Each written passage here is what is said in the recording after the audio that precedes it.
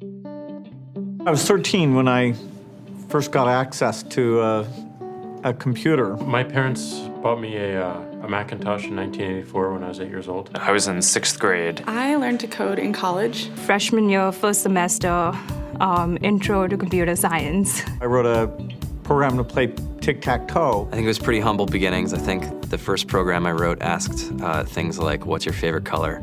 Or how old are you? I first learned how to make a green circle and a red square appear on the screen. The first time I actually had something come up and say, hello world, and I made a computer do that. It was just astonishing. Learning how to program didn't start off as wanting to learn all of computer science or trying to master this discipline or anything like that. It just started off because I wanted to do this one simple thing. I wanted to make something that was fun for myself and my sisters. And I wrote this little program and then basically just add a little bit to it. And then when I needed to learn something new, I looked it up either in a book or on the internet and then added a little bit to it. It's really not unlike kind of playing an instrument or something, or playing a sport.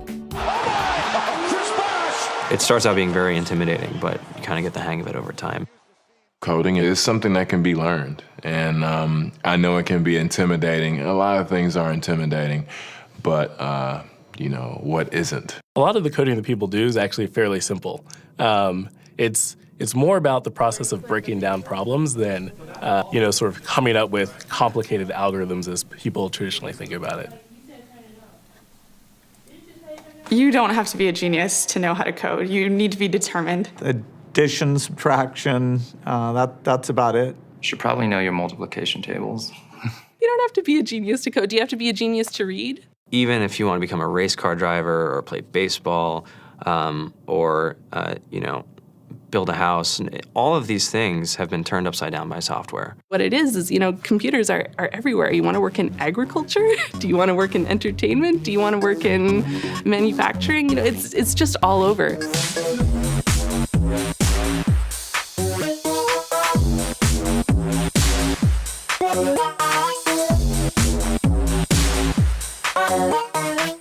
Here we are, 2013. We all depend on technology to communicate, to bank, information, and none of us know how to read and write code. When I was in school, I was in this after-school group called the Whiz Kids. And when people found out, they laughed at me and, all these things. And I'm like, man, I don't care. I think it's cool. And, I'm learning a lot. And some of my friends have jobs.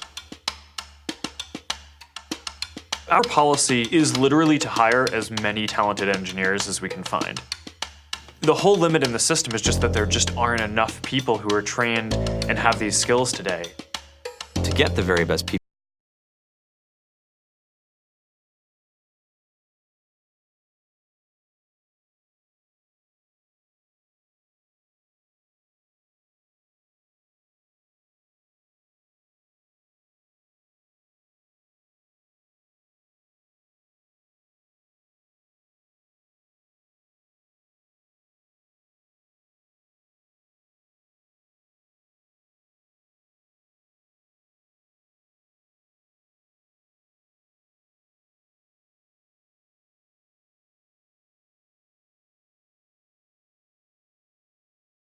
places where people can play or relax, or go to think or play music or be creative.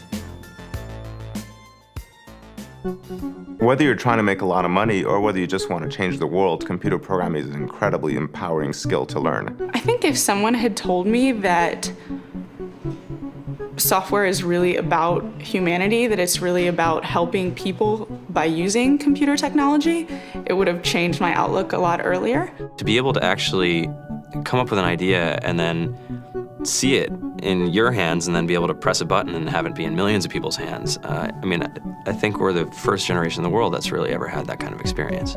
Just to think that, you can start something in your college dorm room and you can have a set of people who haven't built a big company before come together and build something that 1 billion people use as part of their daily lives is just crazy to think about, right? It's humbling and it's amazing. The programmers of tomorrow are the wizards of the future. You're going to look like you have magic powers compared to everybody else. I think it's amazing. I think it's the closest thing we have to a superpower.